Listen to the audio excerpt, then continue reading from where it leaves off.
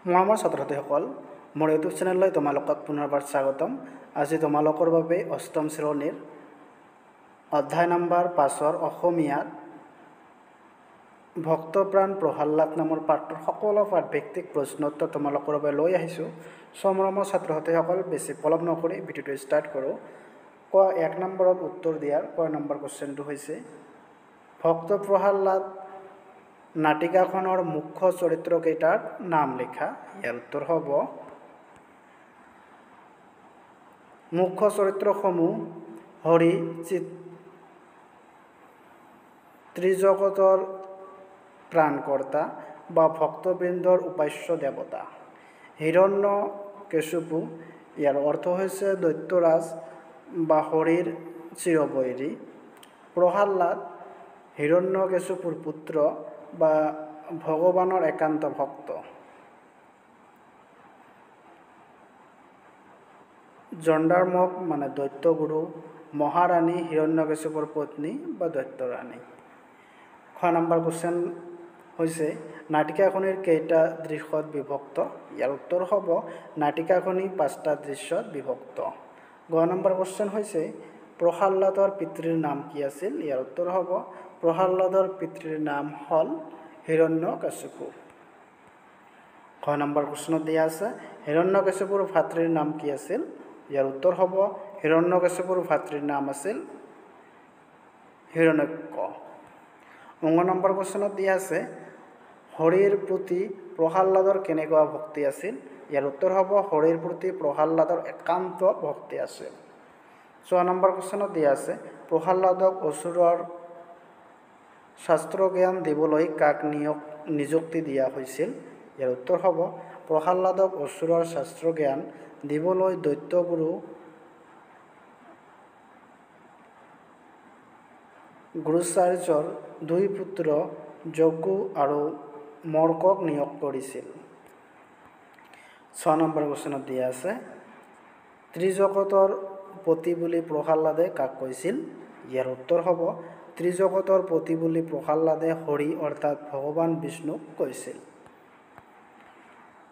14 number কুৱেশ্যনটো হৈছে, স্ফটিক স্তম্ভটোৰ পৰা ওলাই অহা আধা মানুহ আধা সিংহ ৰূপটোৰ নাম কি আছিল?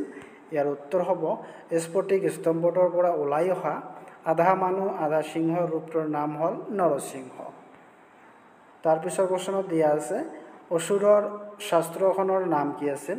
ইয়াৰ উত্তৰ হ'ব, অসুৰৰ শাস্ত্ৰখনৰ নাম হ'ল বামায়ন শাস্ত্ৰ। 2 নম্বৰত দিয়া আছে, 2 নম্বৰ ক নম্বৰ কুৱেশ্যনটো হৈছে, কি ভাৱত তন্ময় হৈ আছা প্ৰহ্লাদ? তোমাৰ কাষত আহি মই ৰৈছোহি, তুমি গমেই পোৱা নাইনে? এই কথাষাৰ প্ৰহ্লাদক কোনে কৈছিল? সেই সময়ত প্ৰহ্লাদ কি ভাৱত তন্ময় হৈ আছিল? ইয়াৰ উত্তৰ হ'ব, এই কথাষাৰ প্ৰহ্লাদক জ্যেষ্ঠ ভাতৃয়ে প্ৰহ্লাদক কৈছিল। সেই সময়ত প্ৰহ্লাদে এই সুন্দৰ প্ৰকৃতিৰ সৃষ্টিকৰ্তা হৰিৰ মহিমাৰ কথা চিন্তা কৰি আছিল। 6 নম্বৰত দিয়া আছে, স্ফটিক স্তম্ভ ভাঙি প্ৰভু নৰসিংহ ওলাই আহি কি কৰিছিল? তেওঁৰ গৰ্জনত দৈত্যসৱৰ কেনে অৱস্থা হৈছিল? ইয়াৰ উত্তৰ হ'ব, স্ফটিক স্তম্ভ ভাঙি প্ৰভু নৰসিংহই হিৰণ্যকশিপুক সামান্য এক পতংগৰ দৰে বধ কৰি উৰুত বহুৱাই নখেৰে বিদৰি বধ কৰি পেলালে। তেওঁৰ গৰ্জনত সকলো দৈত্য ভয়ত কম্পন হৈছিল। 3 নম্বৰত দিয়া আছে, চমুকৈ লিখা। ইয়াৰ ক নম্বৰ কুৱেশ্যনটো হৈছে, প্ৰহ্লাদে হৰিভক্তৰ মহিমাৰ বিষয়ে দেখুওৱা যুক্তিবোৰ একাদিক্ৰমে লিখা। ইয়াৰ উত্তৰ হ'ব, প্ৰহ্লাদে হৰিক ত্ৰিজগতৰ পতি, সৃষ্টিকৰ্তা, পালনকৰ্তা আৰু ত্ৰাণকৰ্তা বুলি কৈছে। তেওঁ কৈছে যে ৰাখে হৰি মাৰে কোনে, অৰ্থাৎ হৰিয়ে ৰক্ষা কৰিলে আন কোনেও মাৰিব নোৱাৰে। হৰি হ'ল সকলোৰে প্ৰভু। এই ধৰিত্ৰীৰ আকাশ বতাহ বায়ু পানী সকলোৰে পিতা হৰি সুপ্ত হৈ আছে। হৰি নোহোৱা ঠাই নায়েই। 6 নম্বৰ কুৱেশ্যনত আছে, বানাময় শাস্ত্ৰজ্ঞান ল'বলৈ প্ৰহ্লাদে কিয় আপত্তি কৰিছিল? ইয়াৰ উত্তৰ হ'ব কাৰণ ই হৰিভক্তিৰ বিৰুদ্ধে আছিল আৰু প্ৰহ্লাদে পৰম পিতাৰ শ্ৰীচৰণত শৰণ লৈছিল। গ নম্বৰ কুৱেশ্যনটো হৈছে হৰিক দৈত্য বংশৰ চিৰবৈৰী বুলি দৈত্যৰাজ হিৰণ্যকশিপুৱে কিয় কৈছিল? ইয়াৰ উত্তৰ হ'ব হৰিক দৈত্য বংশৰ চিৰবৈৰী বুলি দৈত্যৰাজ হিৰণ্যকশিপুৱে কৈছিল কিয়নো হৰিয়ে হিৰণ্যকশিপুৰ ভায়েক হিৰণ্যক দাঁতেৰে খুচি হত্যা কৰিছিল। খ নম্বৰ কুৱেশ্যনটো হৈছে পিতৃক ক্ষমা কৰি দিবলৈ প্ৰহ্লাদে নৰসিংহৰূপী হৰিক কি বুলি কাকুতি কৰিছিল? ইয়াৰ উত্তৰ হ'ব পিতৃক ক্ষমা কৰি দিবলৈ প্ৰহ্লাদে নৰসিংহৰূপী হৰিক এই বুলি কাকুতি কৰিছে যে হে হৰি, আমাৰ সকলোকে শুভ বুদ্ধি দি আপুনি আমাক ক্ষমা কৰক, পিতৃৰ সকলো দোষ মাৰ্জনা কৰক। নম্বৰ কুৱেশ্যন হৈছে জণ্ডামাৰ্কাই প্ৰহ্লাদক বামায়ন শাস্ত্ৰজ্ঞান দিবলৈ কি বুজনি দিছিল? ইয়াৰ উত্তৰ হ'ব জণ্ডামাৰ্ক প্ৰহ্লাদক বানাময় শাস্ত্ৰজ্ঞান দিবলৈ এইদৰে বুজনি দিছিল যে চোৱা ৰাজকুমাৰ প্ৰহ্লাদ, তোমাৰ কণ্ঠত হৰি নামে শোভা নাপায়। তুমি হলা দৈত্য বংশৰ পুত্ৰ, দেৱতাৰ জয়গান গোৱাটো তোমাৰ বাবে উচিত হোৱা নাই। সেয়ে অহা বামায়ন শাস্ত্ৰৰ পৰা য'ত আছে দৈত্য বংশৰ পৰম্পৰা শিকনি অনেক কথা।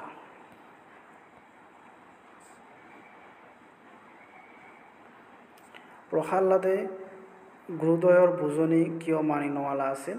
কিয়নো বামায়ন শাস্ত্ৰ হৰিভক্তিৰ বিৰুদ্ধে আৰু প্ৰহ্লাদে পৰম পিতাৰ শ্ৰীচৰণত শৰণ লৈছিল। 4 নম্বৰত দিয়া আছে ব্যাখ্যা কৰা। ভাৰতীয় ভক্তিধাৰাৰ ঐতিহ্যত প্ৰহ্লাদৰ কাহিনী হ'ল এক গৌৰৱময় সংযোজন। ইয়াৰ উত্তৰ হ'ব ভাৰতীয় ভক্তি সাহিত্যৰ ইতিহাসত প্ৰহ্লাদ এক উল্লেখযোগ্য নাম। নিজ পিতৃৰ কঠোৰ বাধা নিষেধক যুক্তিৰে আওকাণ কৰি প্ৰহ্লাদে সৰ্বদা সত্য আৰু ন্যায়ৰ সপক্ষে থিয় দি পৰমজনাৰ মহাত্মা শ্ৰৱণ কীৰ্তন কৰিছিল। শাৰীৰিক বা মানসিক সকলো নিৰ্যাতন হেলাৰঙেই মূৰ পাতি লোৱা প্ৰহ্লাদ হ'ল নিষ্ঠাৰ প্ৰতীক আৰু বিনয়ৰ প্ৰতিমূৰ্তি। শ্ৰদ্ধা আৰু চিৰন্তন সত্য মূল্যবোধত বিশ্বাসী প্ৰহ্লাদে দেউতাকৰ অন্যায়ৰ আদেশ নম্ৰভাৱে প্ৰত্যাখ্যান কৰি আত্মবিশ্বাসৰ পথত অগ্ৰসৰ হৈছিল। ভাৰতীয় ভক্তিধাৰাৰ ঐতিহ্য এই কাহিনী হ'ল এক গৌৰৱময় সংযোজন। 5 নম্বৰত দিয়া আছে মোৰ বিনাশ হা হা হা। বোধ কৰ জ্ঞাত নহয় যে মোক মানুহে অথবা জন্তুৱে বধ কৰিব নোৱাৰে, আনহাতে মোৰ মৃত্যু দিনৰ ভাগতো নহয় আৰু ৰাতিও নহয়। সেয়েহে মই নিশ্চিত সহজেই নহয় মোৰ বিনাশ। এই সংলাপটি কোনে কাক কৈছিল লিখা? এই সংলাপটি হিৰণ্যকশিপুৱে প্ৰহ্লাদক কৈছিল। ব্যৱহাৰিক ব্যাকৰণ। ওপৰত সমযুক্ত বাক্যসমূহ তালিকাত উল্লেখ কৰা মতে লিখা। ত্ৰিভুৱন, হতাহতি, গৰ্ভস্তম্ভৰ, ত্ৰিজগত বা সিংহাসন।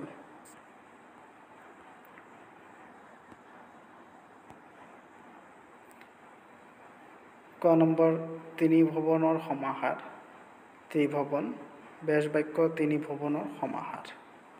খ নম্বৰ হৈছে পৰস্পৰে হাতে হাতে মানে হতাহতি বা পৰস্পৰৰ হাতেৰে কৰা যি যুঁজ, হাতেৰে কৰা যুঁজ। পৰ্বতৰ নিচিনা গম্ভীৰ, পৰ্বত গম্ভীৰ, পৰ্বতৰ নিচিনা গম্ভীৰ। তিনি জগতৰ সমাহাৰ, ত্ৰিজগত, তিনি জগতৰ সমাহাৰ। সিংহখচিত আসন, সিংহাসন, সিংহখচিত আসন। এটা শব্দত প্ৰকাশ কৰা যাৰ সাহস আছে, সাহসী। খ নম্বৰ হ'ল যি ঈশ্বৰক বিশ্বাস কৰে, আস্তিক। যি বিষ্ণুক উপাসনা কৰে, বৈষ্ণৱ। একে মাখৰ সন্তান, সহোদৰ। যি সঁচাকৈ সত্যবাদী, যাক দেখা নাযায়, অদৃশ্যমান। 8 নম্বৰত দিয়া আছে বাক্য ৰচনা কৰা চিৰবৈৰী। হিৰণ্যকশিপু আৰু ভগৱান বিষ্ণুৰ চিৰবৈৰী আছিল হিংসা দেশ দেৱতা আৰু অসুৰবিলাকৰ মাজত হিংসাদেশ সদায় দেখা যায়। আকাশ পাতাল আবিৰ্ভূত নৰসিংহৰ তৰ্জন গৰ্জন আকাশ পাতাল কম্পন হৈ উঠিছিল। গৰিমা বিষ্ণু ভক্তিৰ গৰিমাই প্ৰহ্লাদক সকলো বিপদৰ পৰা ৰক্ষা কৰিছিল। চালে চকুৰোৱা পদুম ফুলবোৰ ফুলাত পুখুৰীটোত চালে চকুৰোৱা হৈ পৰিছে। শয়নে সপোনে প্ৰহ্লাদে শয়নে সপোনে হৰিকেই স্মৰণ কৰিছিল। চমু উত্তৰ দিয়া। জন্দামাৰ্গৰ পিতৃৰ নাম কি আছিল? জন্দামাৰ্গৰ পিতৃৰ নাম আছিল দৈত্য গুৰু ক্ৰাঞ্চাৰ্য। বিষ্ণুৱে প্ৰধানকৈ কেইটা অৱতাৰ ধাৰণ কৰিছিল? বিষ্ণুৱে প্ৰধানকৈ 10টা অৱতাৰ ধাৰণ কৰিছিল। বিষ্ণুৰ চতুৰ্থ অৱতাৰটো কি আছিল? বিষ্ণুৰ চতুৰ্থ অৱতাৰটো হ'ল নৰসিংহ। বামায়ন শাস্ত্ৰ কি? বামায়ন শাস্ত্ৰ বেদ বিৰুদ্ধ শাস্ত্ৰ। দ্বৈতসকলৰ শাস্ত্ৰক বামায়ন শাস্ত্ৰ বোলা হয়।